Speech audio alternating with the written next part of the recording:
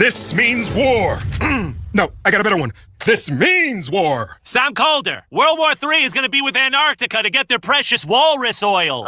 Next. I thought I told you to handle the Melvin problem. He's just running late. He's not late. He's on late night. So, Buzz, you said you had something special to share with us? That's right, Jimmy. And please, call me Melvin. I've just been playing Buzz Aldrin on behalf of the Shadow Government for 50 years. And now, they want to can me. All the details are right here in this book I wrote. And the sequel, If I Didn't Too, New Moon. It gets a little steamy. Son of a bitch. Buzz, please. That midlife crisis actor is going to blow my standing with the robes. Do something. Patch me through to Sleeper Agent 0816. Code word, scene break.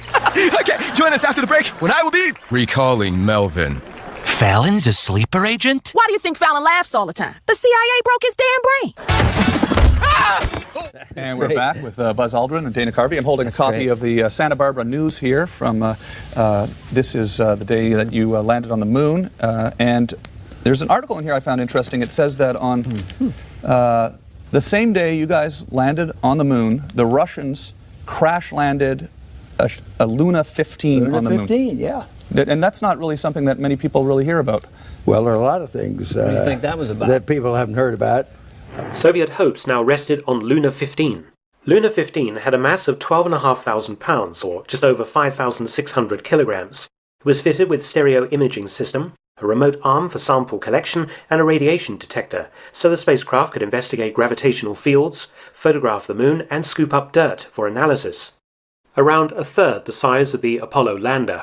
Luna 15 was launched atop a Proton K Block D rocket from the Baikonur launch site on the 13th of July 1969. Meanwhile, Apollo 11 and its 3 astronauts lifted off from the Kennedy Space Center atop a massive Saturn V rocket on the 16th of July.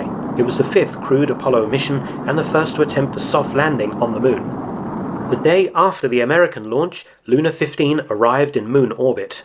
It looked as though the Soviet Union would win the race for the rocks. Soviet ground control planned to carry out 2 orbital corrections to the spaceship on the 18th and 19th of July, but the ruggedness of the lunar terrain was a problem soon to be faced by Apollo 11, prompted a delay. The controllers had to spend nearly 4 days studying data to map out a landing plan.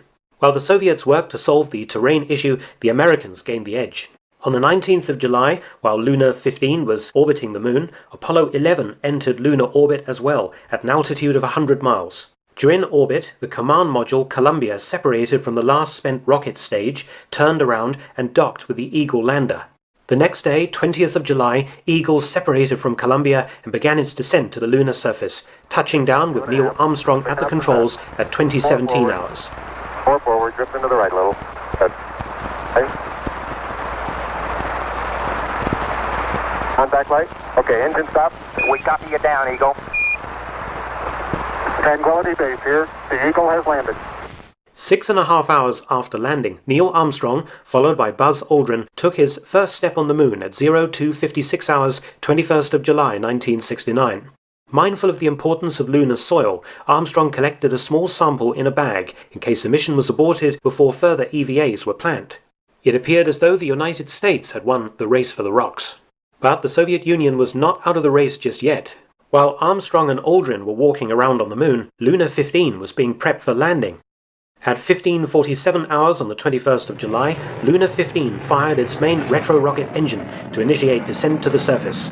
But 4 minutes into its descent, transmissions suddenly ceased, the spacecraft at an altitude of 1.9 miles or 3 kilometers above the moon's surface. Descending out of control at about 300 miles per hour, the spaceship most probably impacted the side of a mountain in the Mare Crisium. Less than 2 hours after Luna 15 had crashed, the Americans departed for home. When Eagle lifted off from the lunar surface at 17:54 hours, 21st of July, Armstrong and Aldrin had collected 47.5 pounds or 21.55 kilograms of moon surface material that was worth its weight in gold to scientists back on Earth.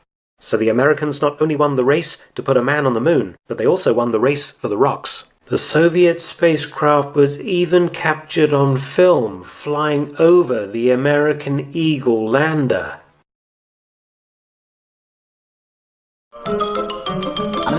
That's all, folks.